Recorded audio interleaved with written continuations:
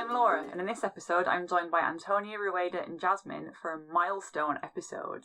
This is our 50th episode, so since we're in our half century, we're revisiting our first ever topic for the podcast with a fresh perspective.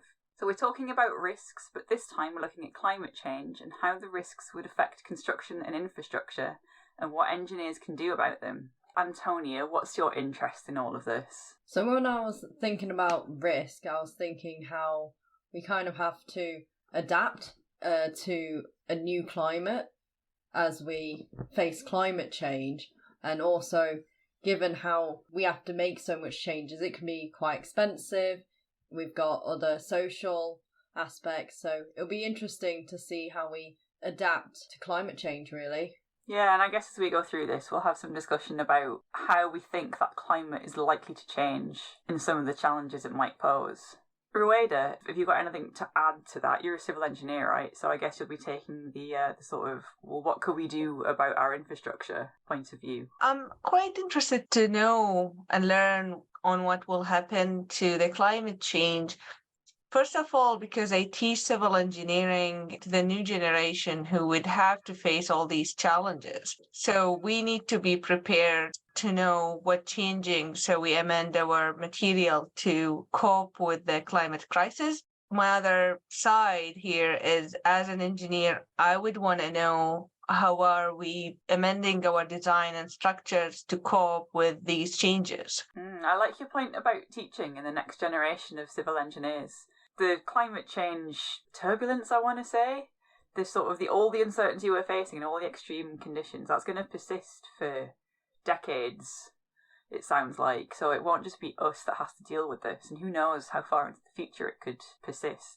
Who knows how much different it would be. I imagine there are people that are doing some modelling to give us an idea, but I do wonder how certain they are about that, because there must be so many variables involved. Jasmin, I know you've got an interest from a sort of a sustainability and climate change point of view, so do you want to give me your take on risk and climate change?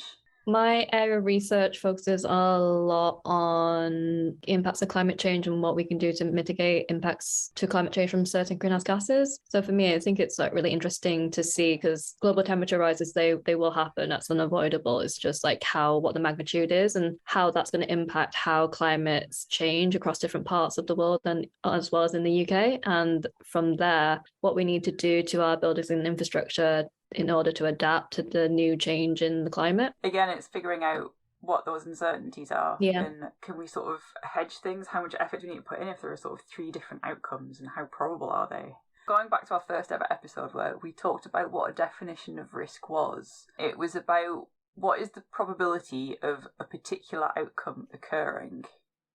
So risk is is a mathematical formula, is consequence times likelihood, and that gives you a number. So in the climate change modelling, do they come up with there's a 50% chance that we'll see rain every single day in the UK in 100 years' time? Is that the sort of modelling they do? Depends on the kind of modelling. So when people think of climate models, the one that springs to mind for most people be the stuff that the IPCC do, as well as the Met Office. The IPCC, they do modelling more on a global scale as well as on a national level for different countries. They take different integrated assessment models, which will try to do an estimate of what will happen to global temperature rises under different emission scenarios. So, for example, business as usual would be we don't do anything to stop or to cut down our greenhouse gas emissions. And then other scenarios would be different levels of cuts to those emissions, and they're usually done in a way to meet certain temperature goals. So it's 1.5 degrees, 2 degrees, 4.5, 3 degrees. Then based on the different emission scenarios, you can then try to model how the climate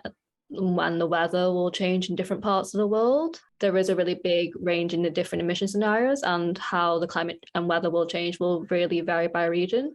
Just in the UK, for example, if we go for a business as usual scenario, then the temperature changes by 2100. It could rise between 1 at 1 to 5 degrees, depending on which region where we are in the UK. That's average temperature, right? And it already, like last year, it got really, really hot down south. Yeah, summers are going to get hotter and longer. Winters are also going to be, because temperatures are rising, they're going to be wetter.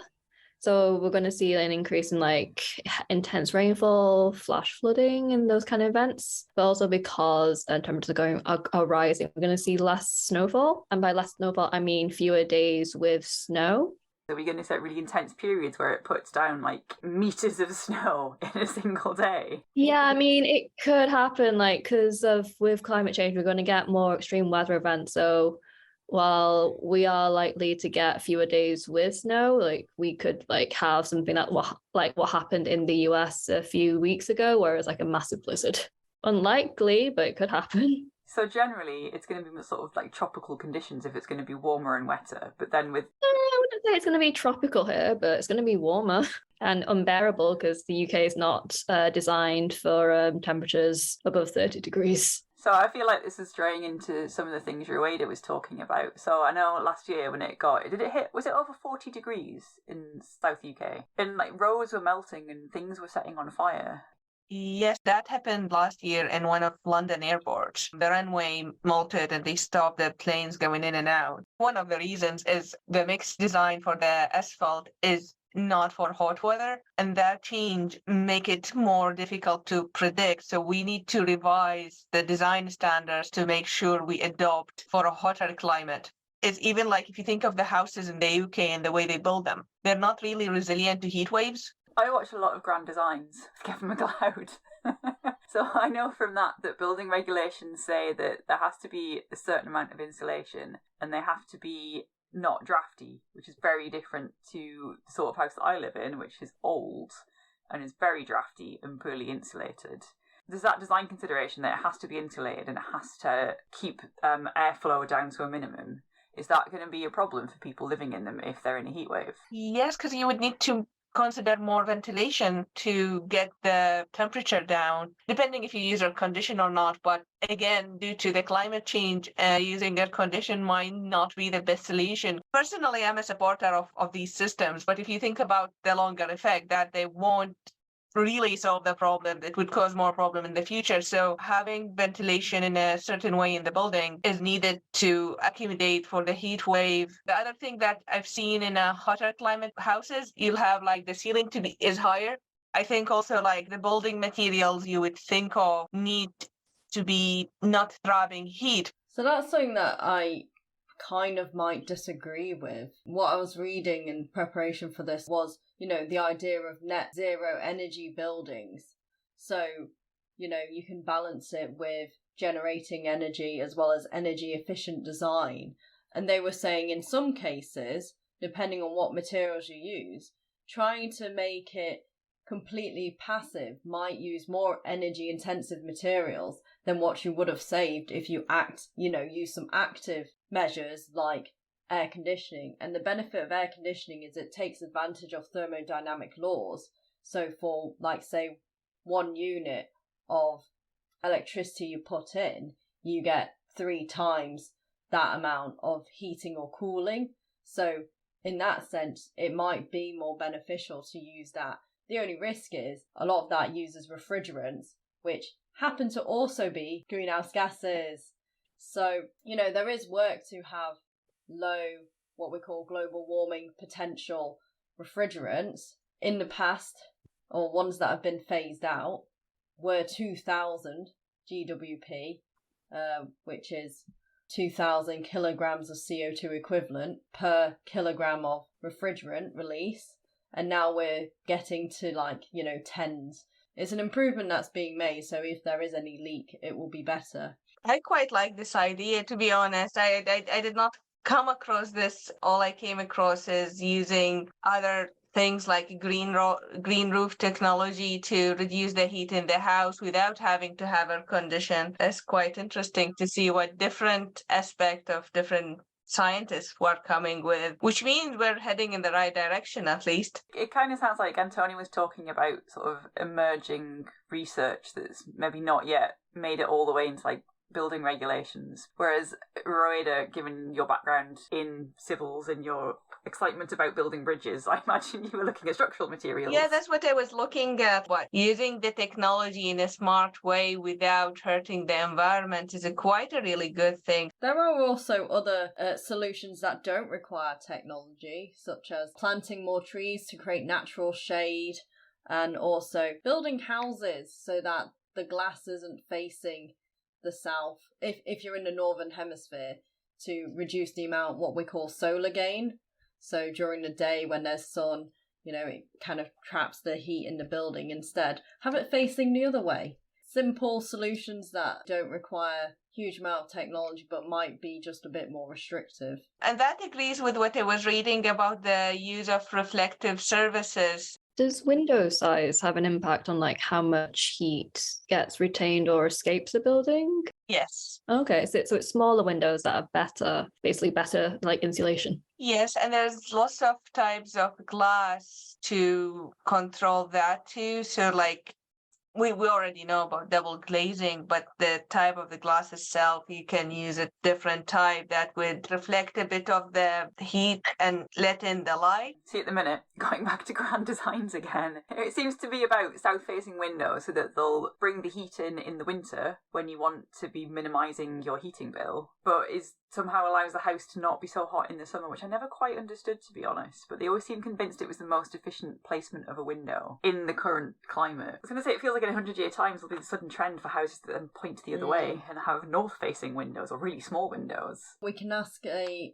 thermodynamics engineer to model it to see if it actually is true. I mean, it depends how accurate the model is. And I guess that's always the risk with modelling, is how true is that to real life. Yeah, and I always feel like physicists have to make so many approximations that I always wonder. They always do stuff that's like in a vacuum without any interfaces, depending on what they're modelling, obviously. I guess if you're modelling thermodynamics, you definitely have interfaces.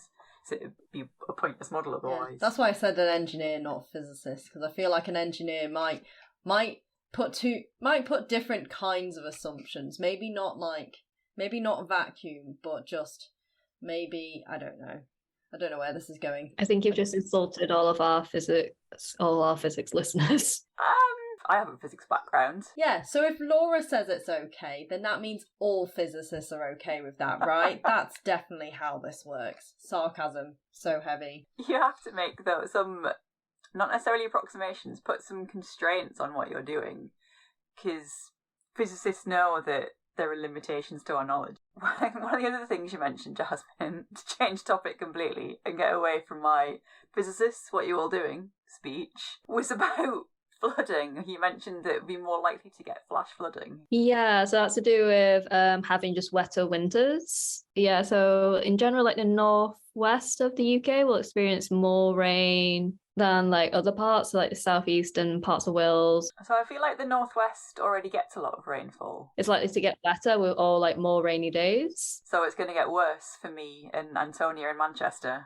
Yeah, well, some parts of the southeast and like some parts of Wales are actually potentially going to get drier. Wow, so more extreme depending on where you live. Yeah. What can Antonia and I do about the fact that we're going to live in a floodplain, potentially? The main solution is that the new build have to be built on a high rise and using pillars to raise the level of the houses. But I think for the current ones, from what I've seen, is having more protection measures like flood defenses and catchment areas to collect the water coming from the rain. I know like there's even few projects in Scotland that are constructing catchment areas to accommodate anticipated heavy rains in the future. So you talk about flood defences. I've already seen in the last few years where the defences they built along a river in town, in the Lake District, they were completely overcome. They did their job, but there was more water than they could cope with, more water than had been predicted, I guess. So you've got to wonder, I mean, this flood defence comes up to probably over head height, and the river is usually like well below the pavement that you're standing on. So that is quite a volume of water, and that's already quite a big structure. So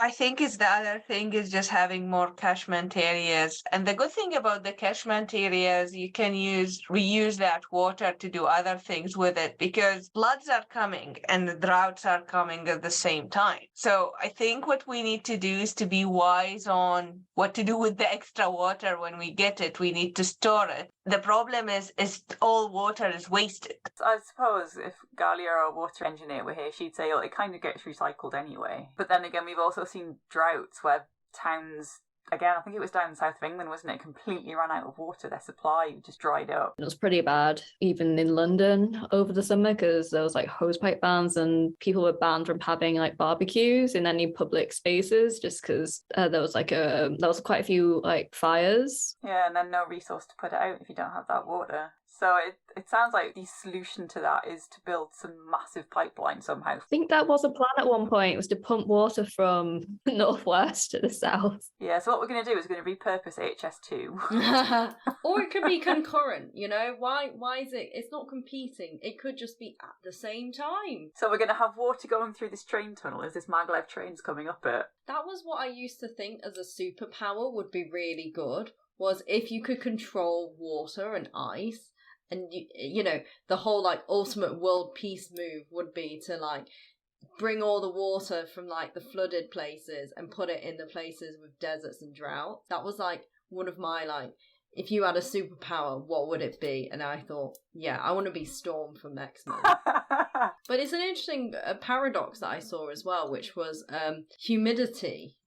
So, as you know, when you have hotter air, you can contain more moisture. But what we found is, even though there's like something called specific humidity, which is the content of water in air, the relative humidity, i.e. how much water is actually in the air compared to how much it could contain, the relative humidity is actually going down and not going up at the rate that we expected that the specific humidity should go, given that the whole world is warming. So that's why actually we do have less water, ironically, even though we have higher sea levels. So we have less water because it's getting more humid, is that what you said? No, so we should be more humid, but we're not, because the seas aren't increasing in temperature at the same rate that land is. So over land, we're like drier than it should be. Will that be the case in like 50 years' time though, if the sea temperature does catch up? True. Maybe in the future it isn't a problem, but it's a problem right now. Sounds like quite a complex thing to try and get your head around, given I just totally misunderstood what you said the first time round. My apologies. I might have said it backwards as well. That probably didn't help. But it's just something else to consider when you're thinking about the risk with climate change. Is not just temperature, but water, where it is. But not just water in general, but humidity of the air. And then how do you manage that? Because that can have other impacts, like, you know, I was thinking just this winter how wet it is, and so my house is dead mouldy until I found a way, which was actively removing air from the water from the air with a dehumidifier. But then I'm increasing my energy consumption. You just can't win at the minute, can you? There are too many things that need to be improved from the sound of it. Yeah. I mean, this is something that I just think about with climate changes. We've changed the climate, so we're trying to balance things that were balanced before. We've knocked the balance of greenhouse gases and therefore our atmosphere. So we're moving the water from the wrong places, so we have to actively put measures to counteract what we've done. So in chemical engineering speak, you and Jasmin both have backgrounds in chemical engineering. We're not in equilibrium, we're not in steady state. No. It sounds like we were at some point. Yeah, but then we messed it up. We decided to industrialise in a uncontrolled manner. We decided we'd burn all these fossil fuels and cut down all the trees. But, you know, it's development. How can we compare that to how much it's improved people's lives? Oh, I suppose we should also consider the impact it's had against people's well-being. It's another part of, if you're thinking about the risk of doing something as well. Like, there's what happens at a local level, and then there's what happens at a global level to, like, whole communities and whole ecosystems. And I can imagine when the Industrial Revolution first started creating all these problems, no one really had that holistic understanding, and it's taken an awful lot of scientists and engineers and politicians and anthropologists and all sorts to come together to say this is what's happening. Yeah, although having said that, there was actually a scientist like back in the day who did some calculations, and he did actually like find that with an increase in CO2 concentration, like the global temperatures would increase, and what he calculated is actually quite accurate to what's happening right now. So people were aware of what was happening with greenhouse gas emissions and temperature rises, just that people didn't really care. Some people were also aware of the effect of increased consumption. William Stanley Jevons had a book called The Coal Question back in 1865, which was how we make more efficient engines, and ultimately that makes it better, so more people want to use it. So it's increased coal consumption even though the engine might be more efficient at using coal, and that's called the rebound effect. So we kind of have done the same thing in that making things easier to use, we end up using it more. I think people, they won't be scared of something they can't see. And now we're more aware of the impact because we can see it. We can see climate change happening. It's not an anticipation or a secret anymore. It's not on paper. See, what I find a little bit odd in a way, because I've spent a lot of my career dealing with things that I can't actually see, but someone told me it exists, and they're a knowledgeable, smart person, and they're backed up by all this evidence. So I tend to believe them. And that's how you learn, right? It's how you gain knowledge from something that's not your expertise. So how come it took up till now for people to say, oh yeah, it is actually getting warmer and wetter, I can see this happening. The climate isn't the same as it was 10 years ago. How come it's taken to that point to start listening to the people that have been saying this for over 100 years in some cases? I think we need to talk to some sociologists and psychologists for this, really. Yeah, there's a whole thing around like risk perception. So you can put numbers to it all you want, but ultimately the numbers don't necessarily convince people. It's more the emotive side of it. Or the motivation that they have behind it. There's the inertia of doing something different and what you've gotten used to.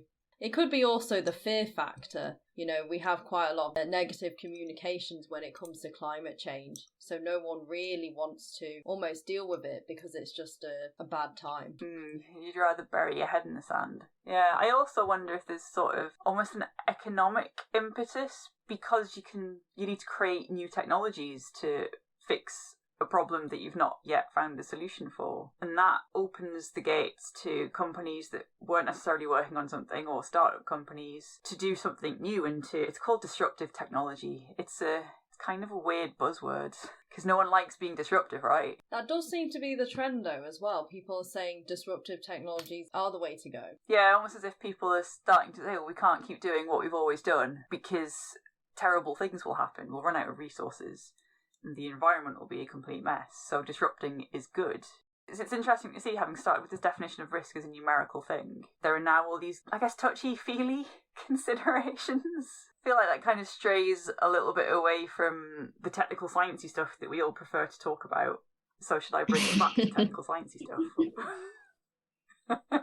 I'm happy to talk about it, but I just don't have anything to back it up. Because it's touchy-feely. You don't have the Maybe. evidence. Or there is, not circumstantial evidence. There is a way to do science around it. I just haven't done it. Yeah, I always think that's it's kind of harder science to do because it's easy to drop something 10 times and measure how quickly it fell. It's less easy to measure how people feel about something. Yeah, because it depends on the people.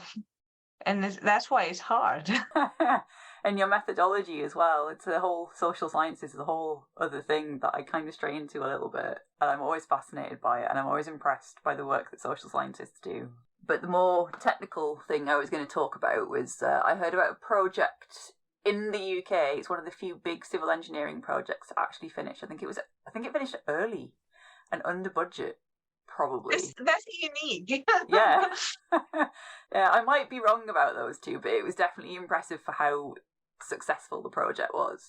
And one of the reasons it was successful was because they used artificial intelligence to predict the weather so that they could schedule work really effectively. And that investment in artificial intelligence is one of the big things that led to the success of the project. So it suggests, at least on a short time scale, you can predict the weather very accurately and have good understanding of the risks. But just to recap, weather and climate are different. Yeah. That is true, and I'd wonder how good the AI would be at predicting global climate. Like, I think the computer would probably explode because of all the consideration variables it would have to consider, because it really just depends on like what the emission scenario is. And then it's also like recalibrating, because we're finding out new stuff about the different like greenhouse gas and carbon sources and sinks. So then it would be constantly recalibrating. So basically it would either explode or never find a solution. Kind of like that computer that was built in Hitchhiker's Guide. Yeah, what was that computer called? Deep Thought. You think about the rate, though, the AI is moving, maybe in a few years it can have more insightful ideas on what will happen to the climate change. How much detail do we need? Because what do we need it for? Do we want it to predict the weather, or do we just want to try and get a range of what type of parameters we should build towards? So, like with the roads, what temperature should we be testing or specifying our roads to? I was reading about the rail tracks that buckled, and that's because they're only pre-stressed to 27 degrees C for the UK. I don't know what that means. What's pre-stressed? So it's basically with pre-stressing the steel is you add temperature to the steel. So the steel would have some residual stresses inside that would remember kind of like the expansion that happened to it at that temperature, which make it resilient to the same temperature in the future. So when you say it remembers it, does that mean that, so if you heat it up and then cool it down, it will shrink again, but then when it expands, when it's exposed to the same temperature, it will be able to tolerate it? Won't expand as much. Right. Okay. So when Antonia was saying they're only pre-stressed, was it 27 degrees? Yeah. So they can only really tolerate that as a maximum temperature, and that's not enough anymore. Yeah, so when we had like plus 30 for quite a few weeks, no wonder the train's not working. I think if it was 40, they measured it on the steel itself in the sun, somewhere out there, it would be more than 40. I was just thinking that because there's quite a lot of heat capacity in the metal, right? So it would heat up quite extremely in air temperature that would be tolerable to a human. In Iraq, if you put an egg on the surface of the car will fry the egg. Because even though the temperature is going up to 55 now, on the car it's hotter than the 55 because the steel will just absorb all of this heat and store it for a bit. So I think it's the same scenario if you have this rail somewhere in the middle of nowhere and you have the sun on it. So it would be above 40 if the temperature got to 40. I feel like we're going back to our thermodynamics episode about what you need to do to cook an egg. What is the temperature? Can you figure it out from the egg cooking? I'm getting very distracted now by food again. That would be a weird way of figuring out how hot things get, by figuring out if you can cook an egg or not. Well, when you walk on the pavement there, you can feel the heat through your shoe because it's so hot. It does make you wonder, if we're talking about the UK becoming more extreme and unpleasant, what does that mean for other nations that are already an environment that we would think of as unpleasant because we're not used to it? Going to get more unpleasant. I can see it's possible that these places will be heading to an environment that we've never really experienced before. How do you plan for that? What sort of risks are you thinking of then? Yeah, so like some places will get like to temperatures where it's just completely going to be inhospitable for humans, but also like with the increase in temperatures, you're going to get more rainfall. So like there's quite a few areas that are low lying that are basically just going to get completely permanently submerged. Yeah, so basically we'll have less habitable areas on the globe. As the population is increasing, which is what they currently predict. Yes, although in some countries it's going down. So we move there? What kind of climate are they going to have? So you need a global picture again. This is why the AI would always be recalibrating. Some countries are sinking. Yeah, technically the parts of the UK are sinking. The south is sinking. Scotland is rising. Is it sinking or is the sea level rising? during the Ice Age, like the weight of the ice like pushed part of Scotland down and like raised up the south of the UK. And because the ice has gone, like the south has been slowly sinking. I think, guys, you need to move to Scotland then. So I'm confused now, because we're saying that the south is sinking, but also going to have droughts. But it's just not going to have any rainfall. It could be under the sea and not have any rain. It'd still be in a drought. It'd just be under some salt water. It'll be more like places like parts of Bangladesh and like other regions that are just like very low lying, where with the increased rainfall they will just get more flooding. Therefore, like more areas will just like permanently submerged. Again, we're moving out to this sort of this global view and saying climate change is a global problem, and I still can't get over this idea that the Conference of the Parties meetings about this, they always just seem to bicker about who's going to do what, and no one actually comes together to say we're going to solve this as the world. Yeah, I think they all need to be a one nation to solve it, otherwise we're doomed. I think we have a difficulty because all of this requires money, and money makes the world go round. The difficulty with trying to make an agreement, whether it's how to build the most efficient building or reduce climate change, is just how do we get the resources for it to prevent flooding in Bangladesh? A, maybe Bangladesh doesn't have the resources as much, but B, did they contribute much to climate change in the first place? So it starts becoming a political will battle. But you're also talking about having enough resources for everyone. So I guess that is part of when you're thinking about what are the risks. And then, so if you're going to do a risk management plan or a risk assessment for anything that you do in the lab, you'd think of, well, how are you going to mitigate those risks? How are you going to make things safer? And if one of those things is, well, where am I going to get the resources to put my safety factors into operation, and you don't have them, then your risk assessment looks very different, I guess.